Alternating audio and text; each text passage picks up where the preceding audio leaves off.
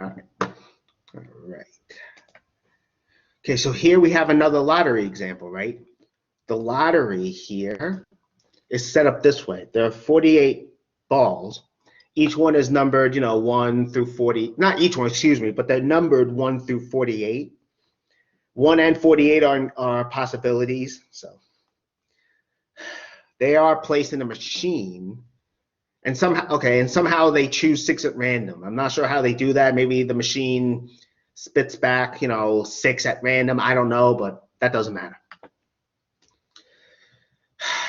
Okay, and with this lottery, you're drawing 6 numbers as well. Excuse me. And if the numbers you draw are the same as the numbers the machine gives, you win $1 million. Okay? But again, the order doesn't matter though. Notice also that there's not repetition here also. No ball can be spit back. So the machine can't give back more than the same ball more than once. That should be implied from the problem, okay? The order in which the numbers are drawn also doesn't matter, okay? So it doesn't matter. So order and repetition doesn't matter, in other words. Okay, well, let's find the probability of winning if you buy just one ticket. And of course, the 6 numbers you choose, they put that on the ticket, and that's the ticket you have. Well, let's find the probability of winning. I think this one is more like a lottery that is played in our society. So this is a little more realistic, so to say. Okay, well, again, what's our sample space size, right? Well, the sample space size, right, is, how many sets of 6 different numbers you can choose without repetition and where order doesn't matter. In other words, we're looking at combinations, right? So the sample space would be this then, right? The size of it would be how many combinations you can make of 6, how many combinations you can make. Okay, lost the train of thought. How many combinations? From 48 numbers of size 6. So you have 48 possible numbers, you're arranging 6 of them without repetition and without regard to order. Okay? Okay, so how many elements is that? Well, that turns out to be this. That's how many outcomes there are in the sample space. Well, there's only one winning set of numbers, right? So the probability of winning then would be 1 divided by this, which is 1 divided by 12,271,512, which turns out to be this. So it's pretty low. Okay, good.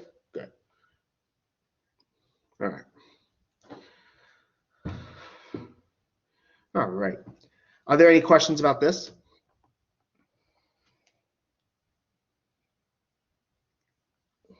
So I was going to do another one related to this. All right. Let's say somehow that if you happen to have 5 of the 6 winning numbers, you win $1,000, okay? Let's assume that. Okay, what's the probability then of winning $1,000, again, if you only buy one ticket? Okay, so in this case, you want 5 of those 6 winning numbers, right? So I made these spaces here to hopefully this will help illustrate what I'm going to say. All right, so we would have to choose 5 of those 6 winning numbers without regard to order and without repetition. How many ways can we do that? That's what C of 6-5 is. It's C of 6-5 because, again, the 6 corresponds to the 6 winning numbers, but we only want 5 of them. So that's what C of 6-5 is. Okay, but we have to take care of the remaining number. Remember, there are 6 numbers we can choose from. So the remaining number has to be a losing number. But how many losing numbers are there? Well, take away the 6 winning numbers, you have 42 losing numbers. You have 42 losing numbers. Okay? And how many ways could you choose a losing number then? Well, it's just 42. I mean, I wrote down C of 42, comma 1, but it's really just 42. Okay. So for the 5 numbers, there are this many ways of choosing them. For the last number, there are this many ways of choosing them.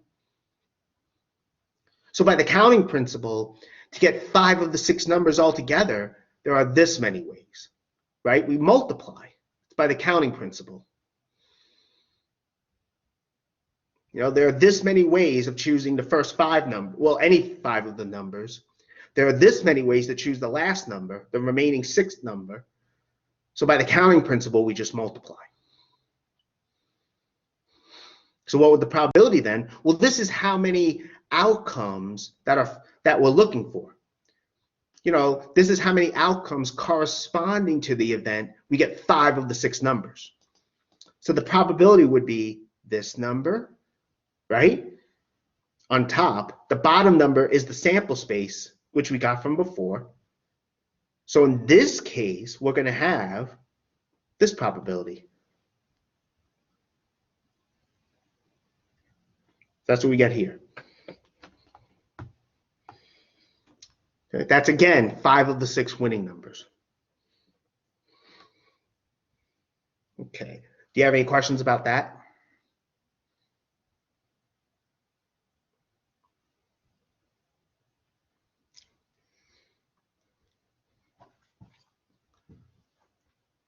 Okay. All right.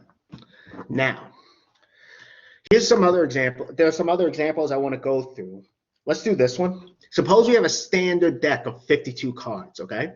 You know, and we draw 5 cards at random. So we're taking 5 cards at random from the deck without replacement. So we take a card, but we do not put it back.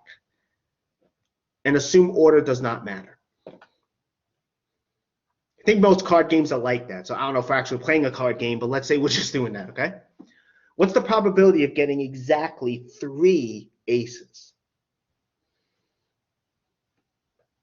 We're drawing 5 cards, right? We want the probability of getting exactly 3 aces.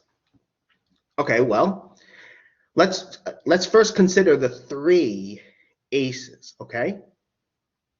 Well, how many ways can we choose? How many ways can we get the 3 aces? Well, there's 4 aces in the deck, right? 4 aces, and we want to know how many ways can we choose 3 of them. We don't care about the order, right? Order doesn't matter. We don't, and no repetition either. So that's C of 4, 3. It's combinations.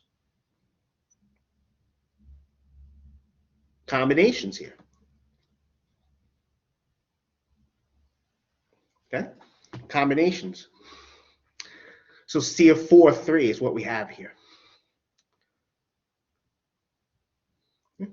That's for the aces, though. But remember, we're drawing 5 cards, right? What about the 2 remaining cards? Well, there's 48 cards remaining.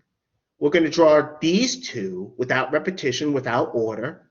How many ways can we do that? Well, that's this. C of 48, comma 2. Okay, so what's the basic counting rule? Well, the basic count by the basic counting rule, then the total number of possibilities. Well, there are this many ways of getting the 3 aces. There are this many ways of getting the 2 other cards. So altogether, we multiply to get this. So that's how many ways we can draw exactly 3 aces. If we're drawing again 5 cards at random without replacement, and order doesn't matter. Well, what's the sample space? The sample space, how many outcomes there are altogether? Well, if we're drawing 5 cards, right, from 52, again, without order, without replacement. That's what the C of 52.5 is, and that turns out to be this. So the probability then is going to be this thing.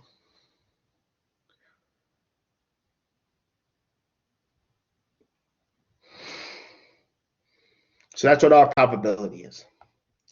Okay. Now, for the next example, I was going to have everyone try this, but we're low on time. We got like less than 4 minutes. So let's just do this one together. Okay, wait, did I? Oh, okay. All right. Forgot to put this here. All right, anyway, let's find now the probability of drawing exactly 3. So again, sorry, we have a standard deck of 52 cards, right? We're going to draw 5 cards at random without replacement, okay? Without replacement. Okay, just like before, order doesn't matter. What's the probability now of drawing exactly 3 aces and 2 kings?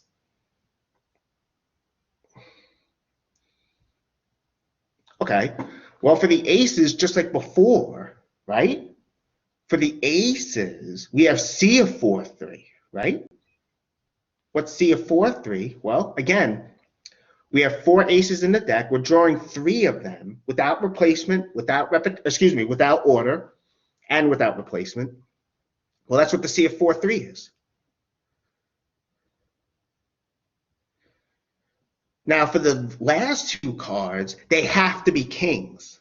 You know, in the previous question, right, in the previous example, excuse me, they could be any 2 of the remaining cards. Here, they have to be 2 from the kings. But how many kings are there? There's 4 kings. We want 2 of them, again, without replacement, without we don't care about the order. Well, how many ways can this happen? Well, by the basic counting rule, this handles so this is how many ways we can draw the first 3 aces.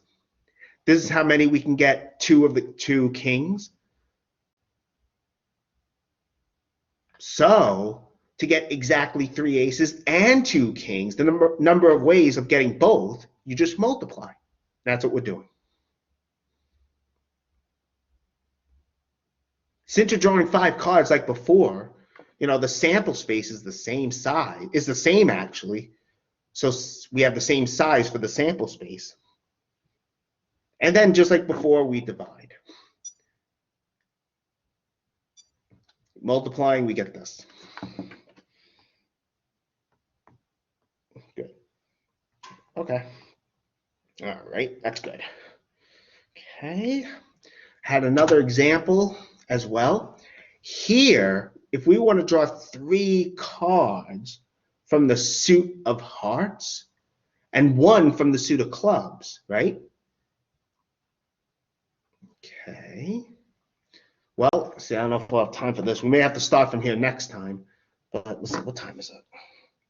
Yeah, we have, you know what, let me stop now because I don't want to start an example and then stop in the middle of it and rush through it. So I'm going to stop here.